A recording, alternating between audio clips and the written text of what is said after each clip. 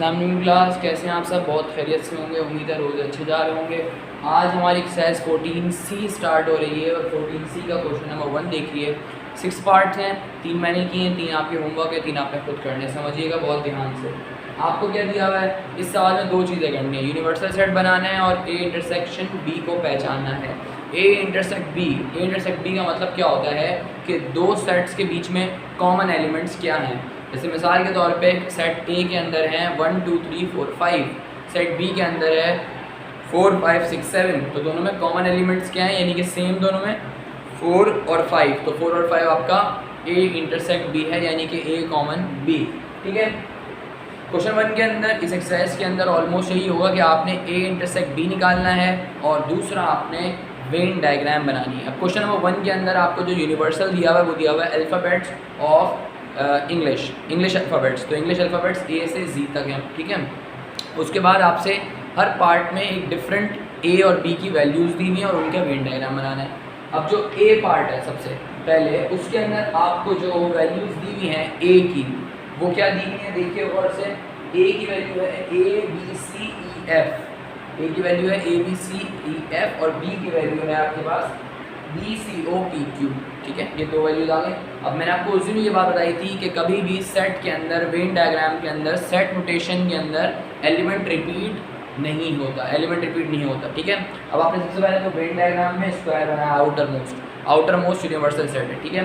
उसके बाद आपने सेट ए और सेट बी बनाया। ठीक है। अब ओवरलैपिंग जो हो रही है, ये ओवरलैपिंग, इसका मतलब होता है कि कॉमन एलिमेंट्स। तो देखो सेट ए और सेट बी में कॉमन एलिमेंट्स बी और सी हैं। ठीक है। तो वो हमने ओवरलैपिंग वाले पार्ट के अंदर लिख दिए, यानी कि ये इसके भी हैं, ये इसके भी हैं। इसके बाद जो बच गए ए के वो ए में और जो बी के बच गए वो बी में। सही है। और इसके अलावा जो यूनिवर्सल के थे इंग्लिश अल्फ़ाबेट्स। अब इनको छोड़ के ए और बी के एलिमेंट्स को, छुट्टी रिपीट हो जाएंगे ना, तो ए और बी के एलिमेंट्स को छोड़ के आपके पास जो भी इंग्लिश में अल्फ़ाबेट्स बचते हैं वो आपने लिख लिए, डी जे एन जी, आपने सारे बढ़िया आपकी वेन डायग्राम बन गई। दूसरा पार्ट ए इंटरसेक्ट बी। अब आप यहाँ से वेन डायग्राम में देख के बहुत आसानी से निकाल सकते हैं ए इंटरसेक्ट बी क्या है। तो ओवरलैपिंग पार्ट्स कौन सा है, बी और सी। तो ए इंटरसेक्ट बी का आंसर है बी कॉमा सी। क्वेश्चन नंबर 2 जो है बच्चों मतलब 1 का सी पार्ट जो है उसके अंदर आपसे क्या कहा गया है, आपसे कहा गया है कि वही यूनिवर्सल तो वही है, सेट ए जो है उसकी वैल्यू आपको दी हुई है एक्स जेड एम एन। सही है, X Z M N Y, ये वैल्यू है आपकी सेट ए की। ठीक है जी, X Y Z M N. और सेट बी की वैल्यू लिखी हुई है consonants in the word money. Consonants का मतलब क्या होता है, देखो एक वॉवेल होते हैं ए ई आई ओ यू, और बाकी जो बच गए वो सारे होते हैं consonants, B C D F G H K L M N, ये सब क्या है, कॉन्सोनेंट्स हैं। अब मनी के अंदर कॉन्सोनेंट्स एम, ठीक है, कॉन्सोनेंट है, एन कॉन्सोनेंट है, वाई कॉन्सोनेंट है। ठीक है, ये 3 कॉन्सोनेंट्स हैं। अब आपने क्या करना है, वेन डायग्राम बनानी है। उसी तरीके से आपने पहले सेट ए बनाया, सेट बी बनाया। सबसे पहले आपने देखना ये है कि आपके एलिमेंट्स कॉमन कौन से हैं। तो मैंने पहले आपको बता दिया कि एम एन वाई ए में भी है, एम एन वाई आपके बी पे भी है। तो आपने वो ओवरलैपिंग वाले पार्ट में एम एन वाई लिख दिया। अब ए के पीछे कौन से बच गए, एक्स वाई एक्स जेड आपने लिख दिया। और बी के कौन से एलिमेंट्स बच गए, ओ ई, वो भी आपने लिख दिया। और अब आप यहाँ से बढ़िया, और बाकी जो इंग्लिश अल्फ़ाबेट्स वो इनको छोड़ के जो इंग्लिश अल्फ़ाबेट्स हैं वो आपने बाहर लिख दिए यूनिवर्सल के सेट में। अब ए इंटरसेक्ट बी यहाँ से लिख के बता दीजिए, ओवरलैपिंग वाला जो पार्ट है वो है एम एन वाई, आपका आंसर। ये वाला सी पार्ट जो है इसके अंदर आपसे 2 बोला हुआ है। सेट ए जो है वो है लेटर यूनिवर्सल, यानी कि यूनिवर्सल में जितने अल्फ़ाबेट्स हैं वो हैं सेट ए के एलिमेंट्स, और सेट बी के एलिमेंट्स हैं प्रोबेबिलिटी जो आप लोग बहुत अच्छे से जानते हैं, आपने पढ़ी भी थी। तो सेट ए में जो एलिमेंट्स हैं वो है यूनिवर्सल के लेटर्स, और सेट बी के अंदर जो लेटर्स हैं वो हैं प्रोबेबिलिटी के, P R O B A B I L I T Y. ठीक है। और वही वाली बात, रिपीट एलिमेंट नहीं होते क्योंकि प्रोबेबिलिटी में 2 आई आते हैं, रिपीट नहीं करना। ठीक है जी। सबसे पहले तो आपने क्या किया, उसी तरीके से यहाँ पे मैंने एक चीज़ नहीं लिखी, वो क्या है, अल्फ़ाबेट्स। वो अल्फ़ाबेट्स आपने खुद लिखने, ठीक है ना।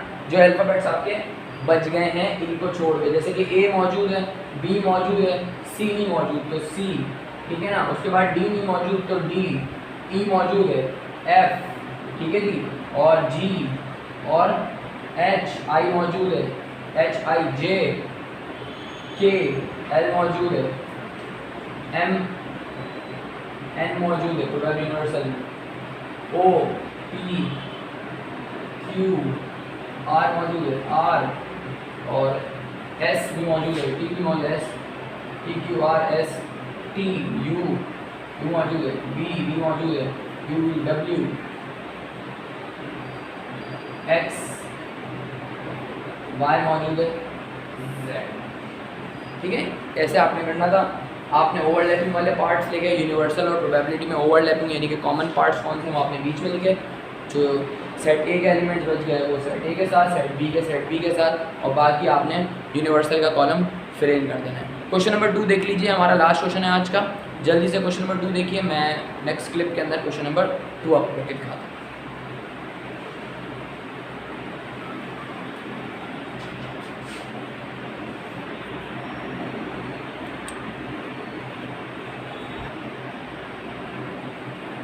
अच्छा, तो क्लास क्वेश्चन नंबर 2 में आपको कहा हुआ है कि set A is equals to 1 2 3 4 7 and set B is equals to 2 4 8 10। आपसे कहा गया है कि ए इंटरसेक्ट बी को सेट रोटेशन फॉर्म में निकालना है। सेट रोटेशन फॉर्म ये होती है। अब वेन डायग्राम से नहीं करना हमने, पहला पार्ट है क्योंकि, तो हमने क्या किया, ए इंटरसेक्ट सॉल्व करने का तरीका है, बहुत ध्यान से देखिए। A intersect B is equals to A की वैल्यू इंटरसेक्ट की साइन और बी की वैल्यू। अब इन दोनों ब्रैकेट्स में देखिए आपके कॉमन एलिमेंट्स कौन से हैं, 2 और 4। आपने 2 और 4 लिख दिए, आपका आंसर हो गया ए इंटरसेक्ट बी का। उसके बाद दूसरे पार्ट में आपसे कहा गया है कि ए इंटरसेक्ट बी को वेन डायग्राम की फॉर्म में शो कर दो।